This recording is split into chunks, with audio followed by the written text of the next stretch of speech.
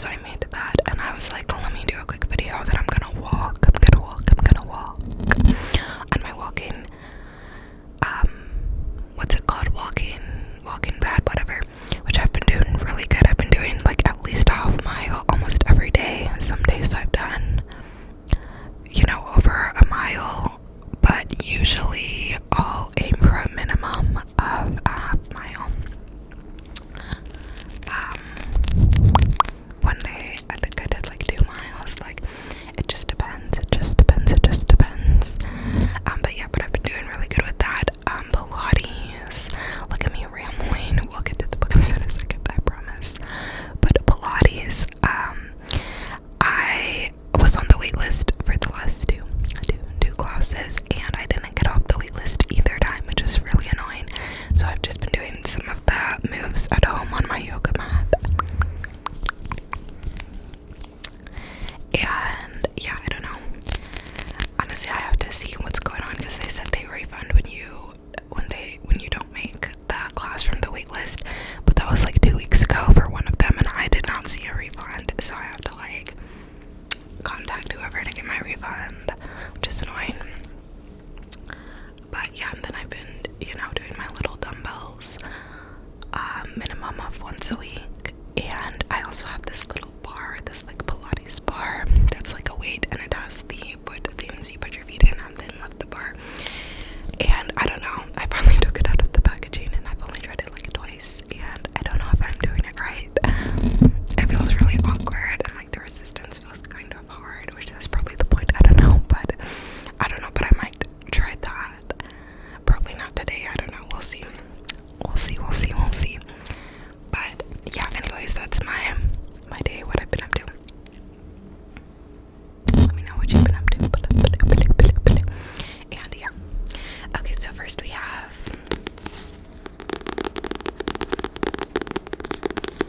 Heartstopper.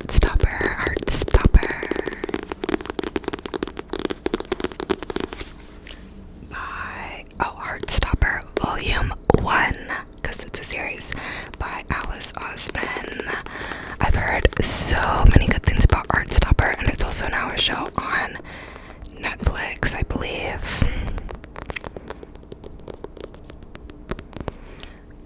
But yeah, I've heard so many good things about this. One of my friends messaged me about it because I posted it on my Insta when I got it. I've heard ASMR artists and YouTubers talk about how cute this is, and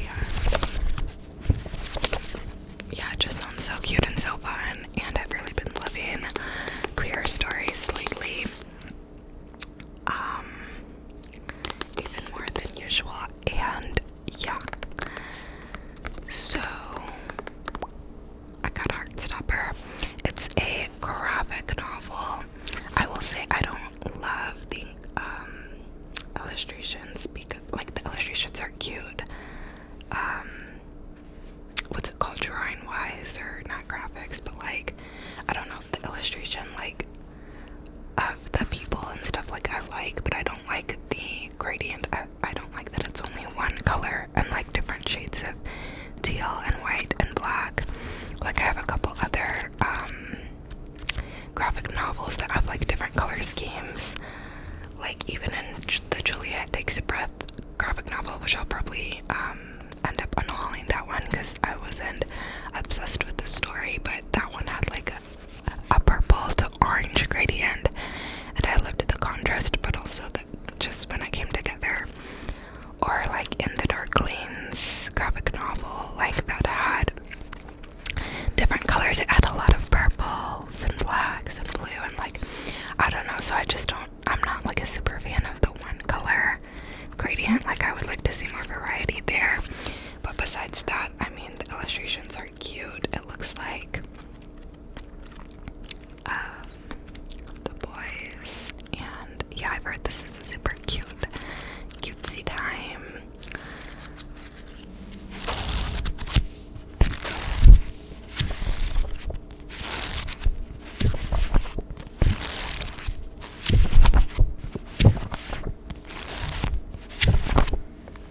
The back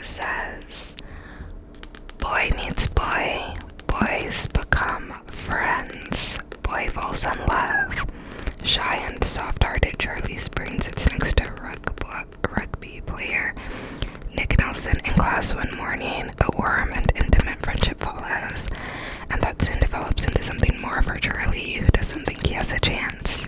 But Nick is struggling with feelings of his own, and as the two grow closer and take on the ups and downs of high school, they come to understand the surprising and delightful ways in which love works.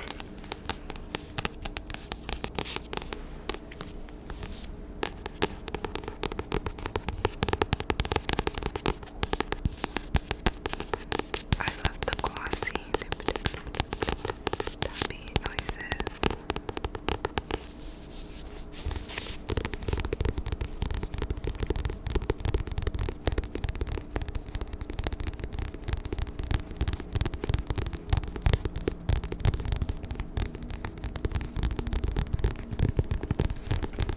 So that is Heartstopper Volume 1.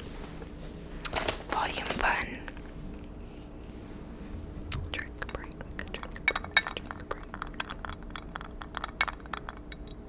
See, this is why I can do hauls that are only like 4 items, because I be yapping.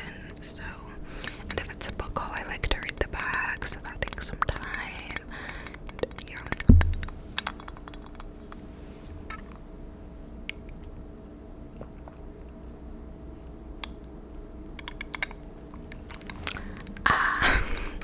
Some of my friends make fun of me because I always do that, but it's necessary. Then we have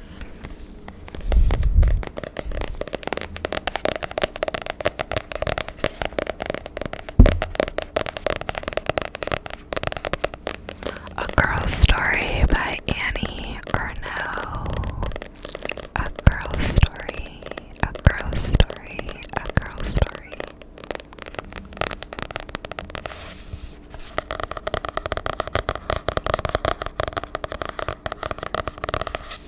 So of course, I read Shame by Annie Ernaux, like a couple months ago, and I really appreciated it. So I wanted to read another book by her.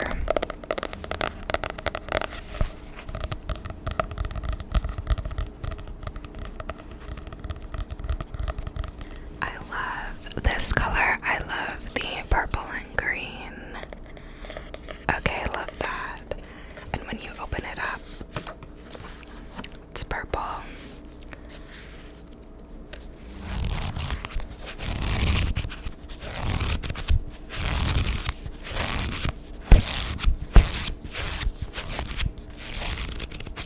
The pages have that really crisp sound when you turn them. It says, A Girl's Story. Annie Ernaux revisits the season 50 years earlier when she found herself overpowered by another's will and desire. In the summer of 1958, 18-year-old Ernaux submits her will to a man's, and then he moves on, leaving her without a master, bereft. Now, 50 years later, she finds herself able to obliterate the intervening years and return to consider this young woman that she had long wanted to forget completely, and to discover that here, submerged in shame, humiliation, and betrayal, but also in self-discovery and self-reliance, lies the origin of her writing life. Wow. I love the green and how it like glows. And the purple. So yeah, that sounds like it's definitely going to, pack a punch, leave an impact, if you will. And it's the Nobel Prize winner for 2022, it looks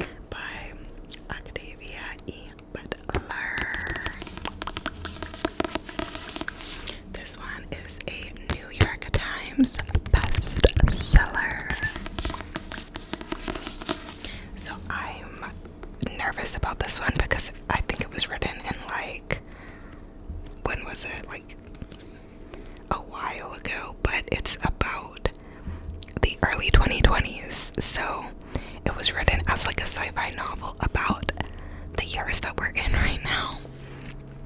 And a lot of people are saying, like, I keep seeing it everywhere, and people are saying that it's like eerily similar to today's worlds. And it's set in 2024. so yeah, people are like, oh my gosh, a lot of stuff like came true from this book. Like, oh my gosh, and it's like a dystopian sci-fi, and apparently like stuff from this book is like happening today, and people are like, oh my gosh, she called it, like da da da. So I'm like really nervous. I feel like this is gonna feel very like eerie if that's the case. But yeah, one of my friends asked me if I had read this, and at first I was like, Parable of the Sower, do you mean like a Bible story? Like, and she was like, the novel, and I was like, oh, and then I started seeing it everywhere. So I got it, and then people were like, oh, this book is probably gonna get banned because like it's too like on point with today. So I was like, girl, let me get a copy, like what the heck. So here we are. Let's read the back. It says, when global climate change, my low battery just came on. When global climate change and economic crises lead to social chaos in the early 2020s, California becomes full of dangers, from pervasive water shortage to masses of vagabonds who will do anything to live to see another day. 15-year-old Lauren Alamina lives inside a gated community with her preacher, father, family, and neighbors, sheltered from the surrounding anarchy. In a society where any vulnerability is at risk, she suffers from hyperempathy, a debilitating sensitivity to others' emotions. Precocious and clear-eyed, Lauren must make her voice heard in order to protect her loved ones from the imminent disasters her small community stubbornly ignores. But what begins as a fight for survival soon leads to something much more, the birth of a new faith and a startling vision of human destiny. That's very interesting. I feel like I'm really gonna feel for the main character since it's saying she suffers from hyperempathy. And everyone in her community is stubbornly ignoring things. What are thoughts? I feel like one thing, like, is, I don't know. Yeah, I don't know. I won't get into it. But, yeah, I feel like I'm really gonna feel for our main character, because sometimes I'm just like, why do people not care about things? Like, how do people not care about, you know, some of these things going on? Like it just, you know, just really leaves me at a loss. So, yeah, this sounds like it'll be a good one. I told my friend I would buddy read it with her if she wants to, but I don't know, we both have some different rates we're in the middle of right now, so we'll see. But I think that would be a fun thing.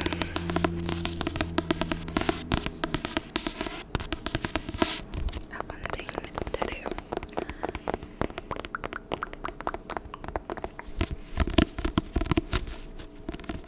There's so many different noises you can make with bugs. It's like so much to choose from.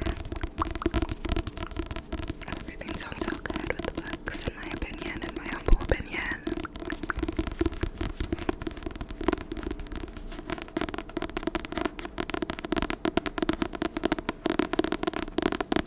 Will this give Hunger Games but modern? I don't know. We shall see. Well, it'll probably be the opposite since our community is like, okay, it seems like. And then I have the history of a difficult child. The history of a difficult child. The history of a difficult child. By Mirat Sabat. Apologies if I mispronounced that wrongly. I love this cover. Like, this girl is clearly just like, she's letting go. She's just like being free. Okay, trying to be free. And I love that.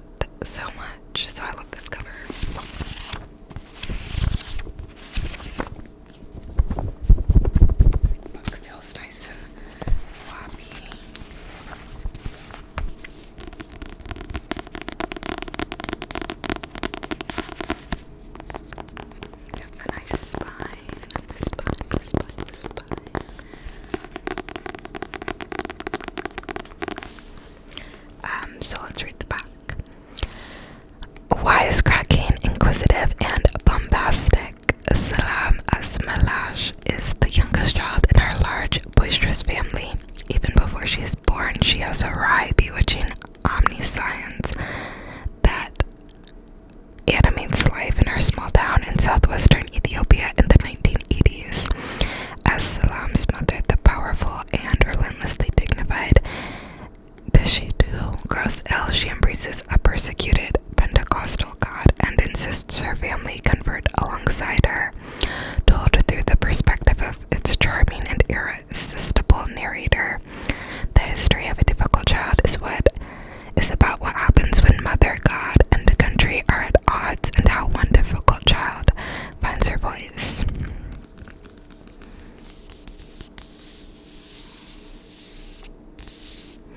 I just think that sounds absolutely so good. Like, from the back, it sounds like it's gonna give like Betty, which was my favorite book of last year, which was historical fiction. And yeah, it seems like this might be that type of vibe, and if so, then I'm so here for it. So yeah, I've had this on my radar for a minute, and I've wanted to, read it for a minute, so I'm really excited for this. And I saw the audio doesn't have any like people waiting on Libby either, so I'm probably going to tandem read and like listen and read. So yeah, I'm really excited for this.